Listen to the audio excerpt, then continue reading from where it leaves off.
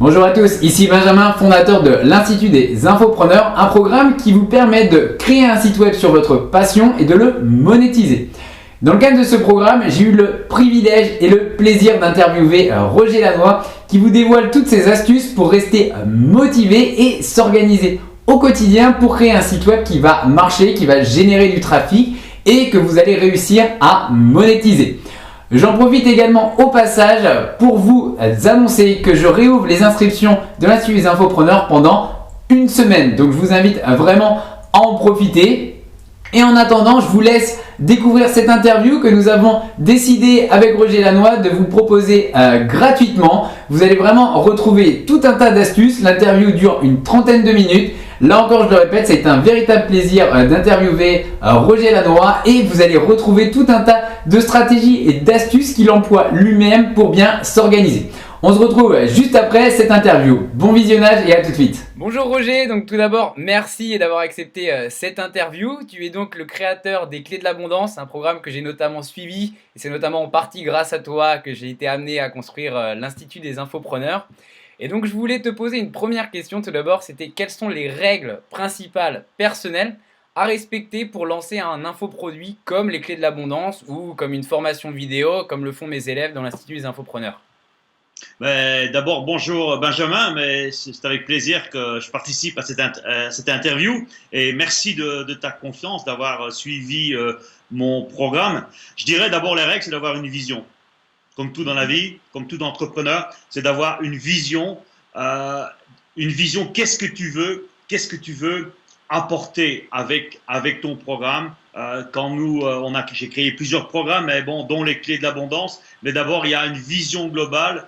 Quel est l'impact que tu veux avoir? Quel est l'impact que vous voulez avoir? Parce que ici, je m'adresse à des infopreneurs. Quel impact vous voulez avoir sur votre marché? Ça, je crois que c'est la première chose, avoir la vision. Ensuite, je ne vais pas rentrer dans les trucs techniques. Moi, je suis pas dans la technique, tu le sais. C'est simple, ouais. C'est vraiment pas mon truc. Pour moi, la réussite d'un programme, que ce soit en infopreneur, sur Internet ou dans n'importe quelle entreprise, les entrepreneurs qui réussissent, même des très très gros entrepreneurs, comme Apple par exemple, ouais. C'est 80% de psychologie et c'est 20% de technique.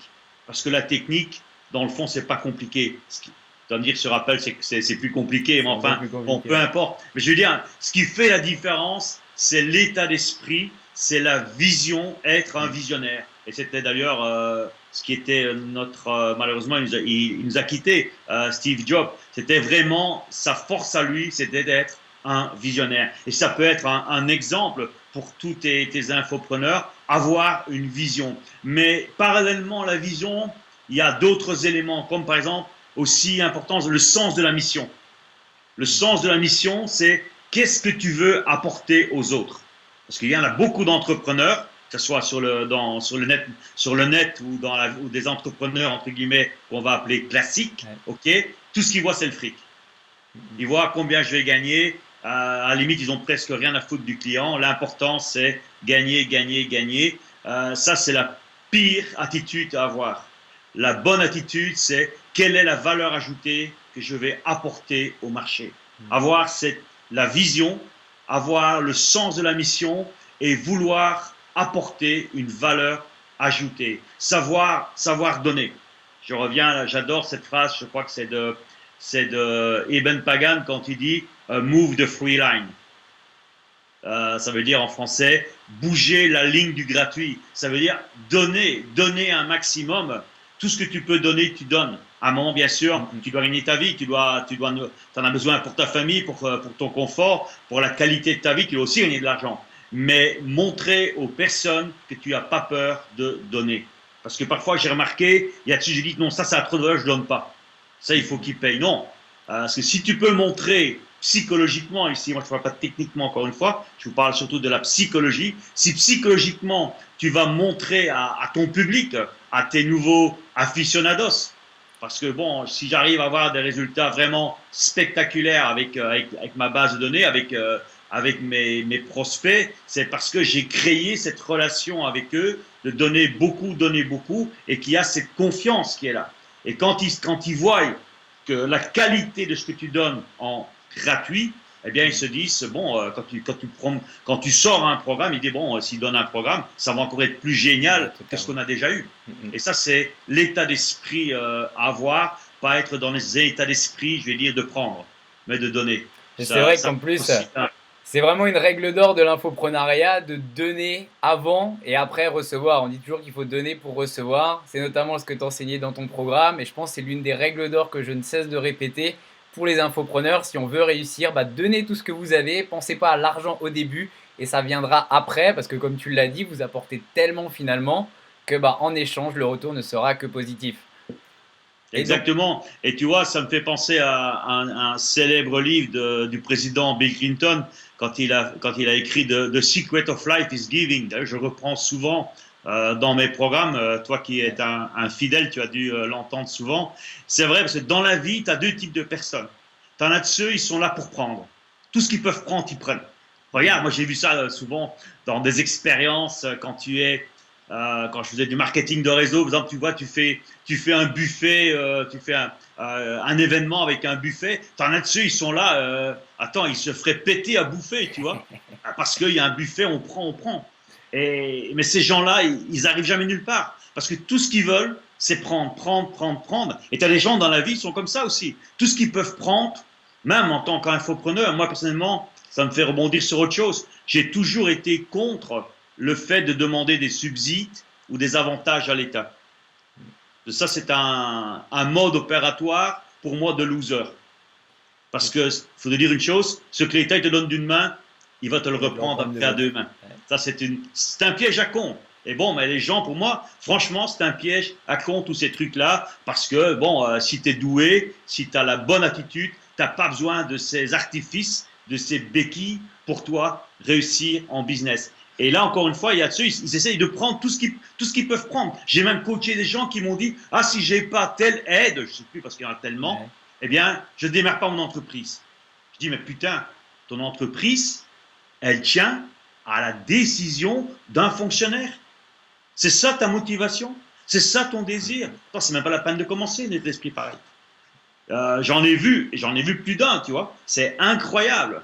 Et le secret de la vie, c'est de donner. Et quand tu es là dans la vie pour donner, eh bien, forcément, mais il y a le reflux qui vient vers toi et forcément, tu vas aussi recevoir. Dans les textes sacrés, il est marqué que tu vas recevoir avec la même cuillère, équelle, je crois qu'il s'est marqué, avec le même type de récipient que toi tu as utilisé pour donner. Donc si tu prends une cuillère à thé pour donner, tu vas recevoir à la cuillère à thé. Si tu donnes en masse, eh bien, tu vas recevoir en masse. Donc vraiment, ce sera la première leçon, donc donner avant de recevoir. Après, on va passer un petit peu plus au côté psychologique. Je sais que beaucoup d'infopreneurs sont stressés par le fait de lancer leur premier produit. C'est vraiment un premier cap à passer. Et justement, toi, de ton côté, je voulais savoir un petit peu comment tu gérais le stress d'un pré-lancement. Tu es toujours un petit peu stressé, on ne sait jamais vraiment si ça va marcher ou non, même si notre produit est de grande qualité. Comment tu gères d'un point de vue personnel justement ce stress-là? Au niveau du stress, là, j'ai des bonnes, entre guillemets, habitudes, des bons rituels. D'abord la méditation. Méditation. Je visualise le résultat. J'utilise beaucoup la force de la visualisation. Voilà, pour l'instant, je suis sur un très très gros lancement. Eh bien, bon, le soir avant de m'endormir, je visualise. Le matin, je médite.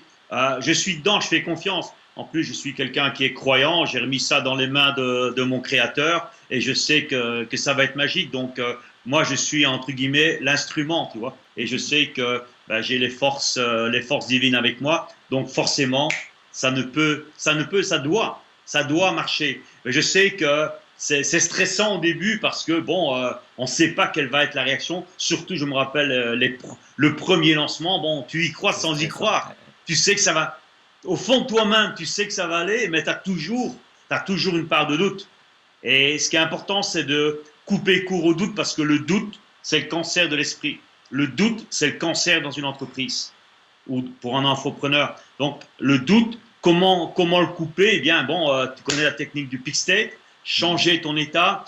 Si le doute, il perdure, mais laisse ton computer, va faire du sport, va méditer, mais change l'environnement dans lequel tu es. Parce que bon, je sais comment ça se passe, on est des heures et des heures surtout ceux qui font pratiquement tout eux-mêmes. Vous êtes, surtout pour les premiers lancements, vous êtes là des heures et des heures et des heures devant vos écrans. Mais pour finir, c'est un peu quand on était à l'école. Bon, quand tu étudies trop, il n'y a plus rien qui rentre dans ta tête.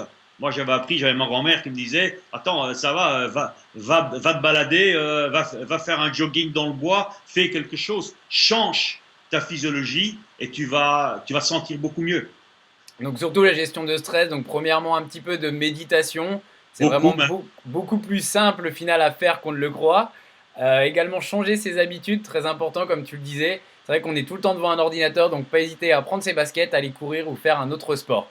Donc ça c'était le premier Sport, point. moi, ce que je fais aussi, c'est, tu vois, même en période de lancement comme on est maintenant, Ouais. aller faire un sauna, passer l'après-midi au spa avec ma femme, tu vois, des trucs qui te changent et surtout qui te font du bien à ton corps. Parce que tu as le cerveau qui est tellement, l'esprit qui est tellement focalisé sur ton objectif, sur ton lancement, que bon, ton corps, il est un peu négligé. Et si ton corps n'est pas bien, bon, il y a la relation tout le temps corps-esprit. Si ton corps n'est pas bien, ben, ça va se ressentir au niveau aussi de ton mental, de ton esprit, de ta concentration, de ta créativité. Parce qu'un lancement aussi, ça demande beaucoup de créativité. Ouais, totalement. Et d'ailleurs, cette technique de changement d'environnement, ça m'amène à la question suivante. C'est notamment comment tu as fait pendant le programme des Clés de l'Abondance pour produire autant de contenu et autant de si bonne qualité. Donc là, on attaque un petit peu plus au niveau de l'organisation, c'est-à-dire comment tu t'es organisé, si tu avais un jour précis pour tourner tes vidéos, comment tu faisais les montages, comment tu t'es organisé tout simplement pour gérer tout ton programme, sachant que ça a quand même duré 12 mois et qu'on avait pas mal de vidéos par mois, plus des webinars en ligne, plus de l'audio, enfin il y avait énormément de contenu. Ben, si tu veux, je crois que le programme en lui-même, il fait 120 heures, Ouais. à peu près, C'est 120 heures énorme. de vidéos. Préparer, bon, c'est vrai que j'ai l'avantage, j'ai quand même entre guillemets, une grosse, pas seulement entre guillemets, j'ai une grosse expérience dans le domaine du coaching. Donc, tout ça, c'est en moi, si tu veux. Mhm.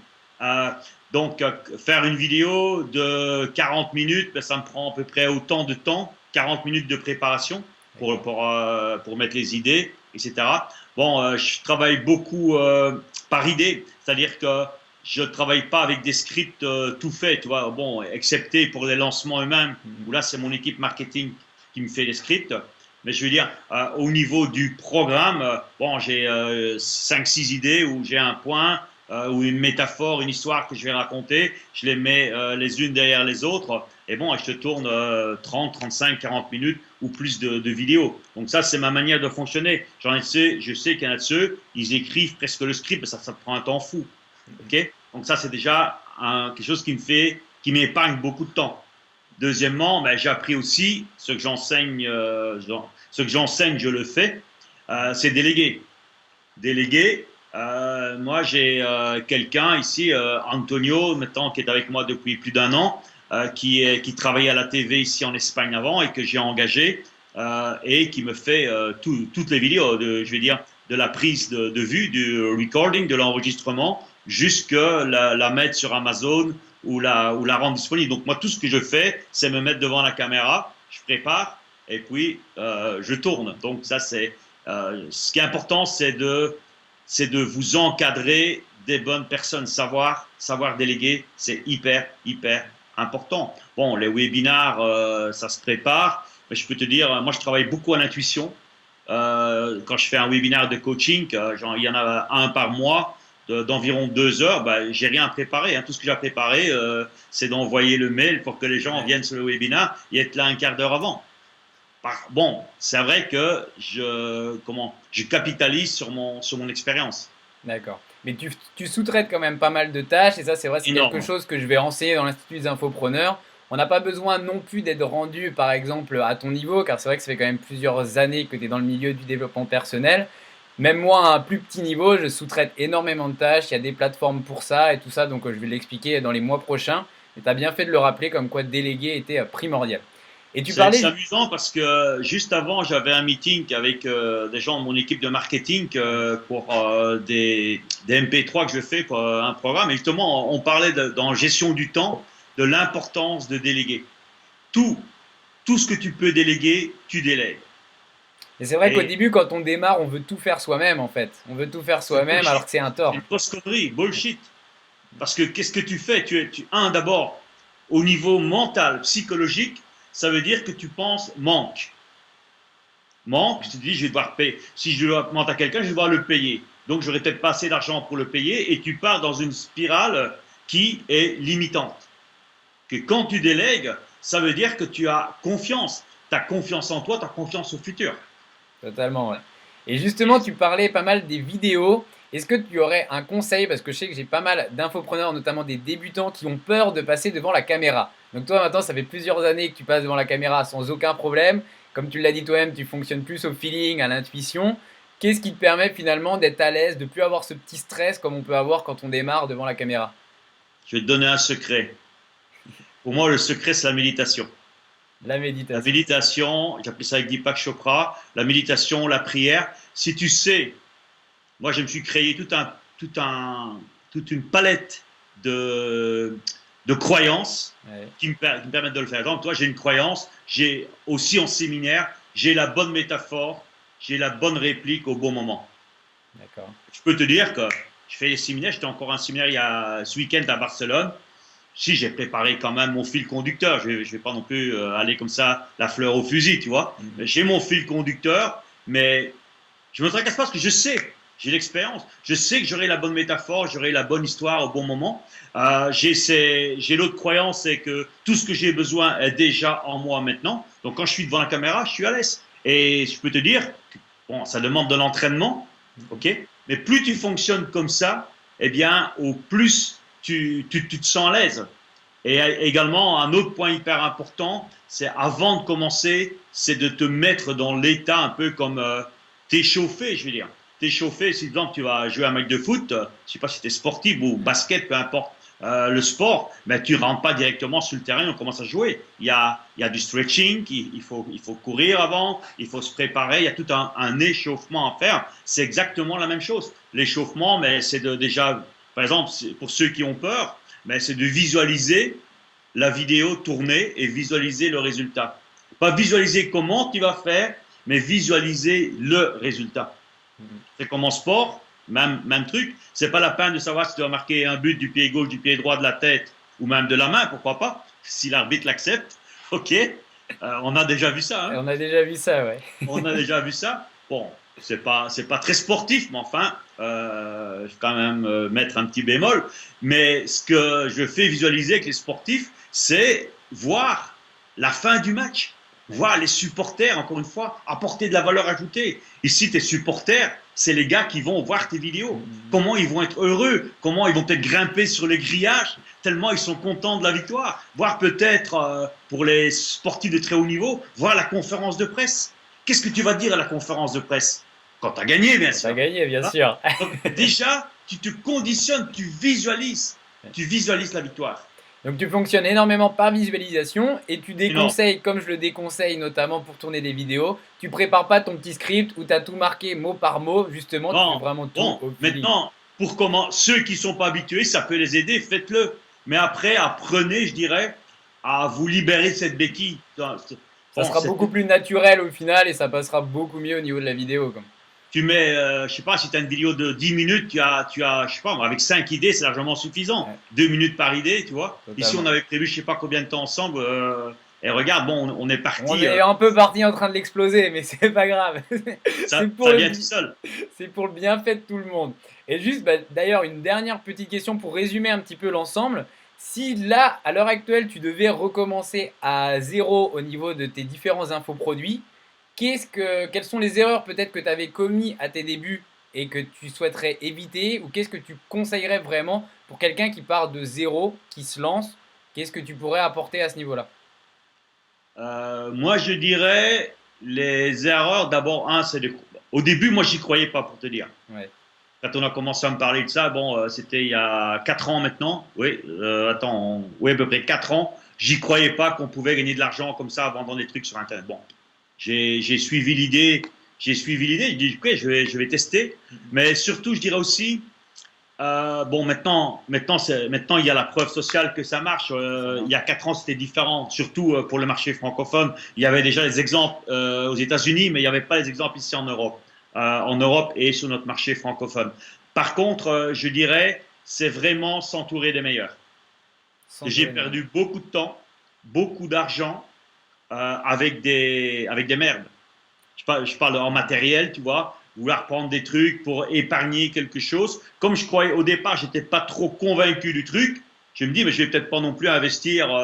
Et ça, c'est un peu le chat qui se mord la queue, tu vois. Je dis, c'est peut-être pas la peine de prendre une caméra plus chère, c'est peut-être pas la peine d'avoir quelqu'un. Donc, tu vois, comme tu crois pas trop, tu limites. Et après, bon, tu te rends compte que tu as fait des mauvais choix. Donc, je te dirais, prendre les meilleurs programmes, les meilleurs logiciels, les meilleures personnes et vraiment t'entourer, avoir cette idée permanente de prendre le meilleur dans tous les domaines, que ce soit au niveau psychologique, même un coach si tu as si besoin, que ce soit en matériel, que ce soit en logiciel, avoir le meilleur. Parce qu'après, quand tu vas grandir, tu vas être embêté, emmerdé même, parce que tu vas devoir rechanger ce que tu as fait. Et c'est marrant parce que de s'entourer des meilleurs, on parle souvent en fait de s'entourer des meilleurs au niveau des personnes, mais c'est vrai, comme tu l'as dit, c'est également s'entourer des meilleurs logiciels, d'un matériel qui fonctionne et de vraiment quelque chose de fonctionnel pour pas avoir de soucis et se dire bon, on va économiser quelques euros, alors que finalement bon, on les perd ces euros-là parce qu'à la fin le matériel il merde et il faut qu'on recommence tout. C'est comme si tu voudrais jouer au foot, gagner la finale de la Coupe du Monde avec des godasses qui sont trop petits Décathlon. ou des studs, les crampons qui ne sont pas adaptés, Ouais. trop petits ou trop longs. Bon, ben, tu te mets déjà en difficulté avant de commencer ton match. Ouais, totalement. Et donc la toute dernière question, je sais que tu es également le créateur d'un infoproduit qui s'appelle 7 jours pour transformer votre vie. Je voulais un petit peu que tu détailles un petit peu plus en quoi il pourrait être justement complémentaire de l'Institut des infopreneurs. Comme on l'a dit au début, la psychologie c'est 80% de la réussite et seulement 20% de stratégie. Je pense que c'est quelque chose de très important. Donc en quoi ce produit-là, qu'est-ce que tu proposes, comment il marche? Ben, c'est 7 jours pour transformer votre vie. C'est vraiment un programme choc et qui est important pour les infopreneurs parce qu'ils ont beaucoup de choses à apprendre. Donc ils n'ont peut-être pas tout le temps à passer des heures et des heures, bien que c'est important, à se former au niveau psychologique, malgré que c'est 80% de la réussite. Donc ici, j'ai créé un programme pour les gens qui veulent changer leur vie, que ce soit aussi bien un employé, un cadre ou un chef d'entreprise ou un autonome, infopreneur, pour reprendre le terme adéquat, ok, qui te prend 7 jours. C'est 7 vidéos de 30 minutes, 30-35 minutes, donc ça va très vite. C'est des vidéos hyper concentrées. Je dirais, c'est une super synthèse de ce que je donne en séminaire pour pouvoir justement réussir dans l'entreprise, d'avoir le niveau d'énergie pour commencer. Si un entrepreneur, si tu n'as pas l'énergie, eh bien, tu vas avoir du mal de réussir. Avoir l'énergie, c'est hyper important. Et comment faire pour avoir cette énergie? Avoir ce niveau de confiance en soi, ce niveau de certitude. Tu en as une autre vidéo hyper importante sur les objectifs. Quelle est ta vision? Pas uniquement dire, ok, je vais faire ça, je vais faire ça. Non, vraiment prendre le temps d'avoir une vision et utiliser un outil magique. J'ai des centaines, j'ai des milliers de témoignages de la puissance du vision board. Vision board. Donc Donc il y a un tableau de rêve pour schématiser un petit peu où tu mets vraiment tes objectifs. Mais comment le créer? Il y a une manière de le faire. C'est pas le tout de le faire comme ça, mais il y a une manière de le faire. Ok? Ça c'est hyper important. Ensuite, c'est pas le tout d'avoir une grande vision. Qu'est-ce qui fait qu'il y a beaucoup de gens qui n'arrivent pas à atteindre leur objectif? C'est qu'ils ont une grande vision, mais ils ont une pauvre image d'eux-mêmes. Leur identité dit, ok, bon, je vais faire des millions comme infopreneur, je vais faire comme les grands stars américaines, comme Jeff, comme Brandon, comme Eben, je vais faire comme eux, je vais faire des millions, mais je suis un pauvre mec. Je suis limité, je suis dans mon coin, c'est la crise. Et ils partent avec un mental de loser. Ils ont la vision, mais ils n'ont pas l'identité. Et là, justement, il y a une vidéo spéciale pour booster l'identité. Je crois que c'est la troisième, je ne donne peut-être pas dans l'ordre, mais peu importe. Il y a autre chose très important, c'est ton système de croyances. Bien sûr. Je ne parle pas de religion, tu le sais bien, on se connaît. Pour moi, les croyances, comme dit une phrase qui a changé ma vie, c'est de Tony Robbins en 94. Je ne comprenais pas bien l'anglais, mais ça, je l'ai compris. Une croyance a le pouvoir de vous construire ou de vous détruire. Faites le ménage. Et là, justement, dans cette vidéo, ben, si tu as une croyance, je sais pas moi, du style, il faut travailler dur pour gagner sa vie, le marché est petit, si tu as une croyance, c'est la crise, je vais pas y arriver, mais bon, si tu as ce type de croyance, c'est impossible de réussir. Ou tu vas réussir, tu vas faire des lancements à 5 000 ou à 10 000 euros, bon, tu vas gagner le SMIC et un peu plus. Mais si tu veux vraiment performer au maximum, il faut exploser ces putains de croyances limitantes, tu vois, du style, mais bon, tout est possible, je suis un créateur de richesse, je suis quelqu'un qui fait la différence, je suis quelqu'un qui apporte le meilleur dans la vie des autres, qui apporte la valeur ajoutée, tu vois, changer le système de croyance. Et là, il y a un exercice très puissant que tu connais, que tu as aussi retrouvé dans les clés de l'abondance, le nettoyage des croyances, le Karcher, exercice hyper puissant. Ça, c'est une vidéo, une des plus fortes du programme. Également important, c'est connaître tes valeurs. Je n'en ai pas parlé tout à l'heure, tu m'as parlé au début de cette interview, mais les valeurs, c'est important. Tes valeurs, c'est la boussole de ta vie. Si tu trahis tes valeurs, tu trahis ton âme. Et il y a des gens, et c'est ça qui les fout dedans, c'est que parfois, pour une question d'argent ou pour un petit gain tout de suite, ils sont prêts à trahir ce en quoi ils croient en leurs valeurs. Et là, quand tu trahis tes valeurs, tu es mort. Et tes valeurs, c'est la boussole de ta vie. Et là, il y a justement une vidéo importante pour mettre de l'ordre dans ton système de valeurs. Un point important également, c'est comme entrepreneur, on en a parlé tout à l'heure, c'est savoir gérer les émotions. Gérer les émotions. Parce que qu'est-ce qui fait la différence entre quelqu'un qui réussit et quelqu'un qui échoue? On a tous des challenges tous les jours. On a tous des défis. On a tous des problèmes. Okay? Mais c'est la manière émotionnelle, comment on va le gérer, qui va faire la différence. Pour certains, un problème, un challenge, c'est une opportunité. Pour d'autres, c'est la fin du monde. Alors là, justement, j'ai une super vidéo qui apprend justement à comment gérer les émotions et finalement l'importance de la mission. 7 jours, comme tu le sais, on en a eu l'occasion d'en parler, et le docteur Chopra a fait beaucoup d'études là-dessus, c'est quelles sont les clés du changement. Les clés du changement, quels sont les moments, tout le monde veut changer. Plein de gens veulent une meilleure vie, ils veulent soit faire du sport, ils veulent maigrir, d'autres ils veulent arrêter de fumer, d'autres ils veulent peut-être arrêter de boire, ou je sais pas moi, ils veulent réussir, ils veulent faire des changements, mais il y a des dates dans le changement. Il y a des dates, combien de personnes ont voulu arrêter de fumer, et au bout de 3 jours c'est fini. Alors ce qui est important, c'est d'être conscient des dates. Alors il y a des dates, la première date, c'est quand on prend une décision, on tient généralement, une partie tient 3 jours. Et au bout de 3 jours, c'est fini. On laisse tomber. Ça, c'est important de savoir qu'entre le 3e et le 4e jour, tu dois être aware, tu dois être conscient que tu peux tomber dans le piège. Ensuite, tu as le 7e jour. Une semaine, on tient et après, boum, on lâche. Ensuite, tu as 21 jours. C'est pour ça que je conseille de faire 3 fois les vidéos sur 7 jours, 3 fois 7, 21. Ensuite, tu as 2 mois. Au bout de 2 mois, eh bien, c'est bien de reprendre les vidéos pour se remettre dedans, parce qu'au bout de 2 mois, on peut tomber. Et ensuite, tu as 6 mois et 2 ans.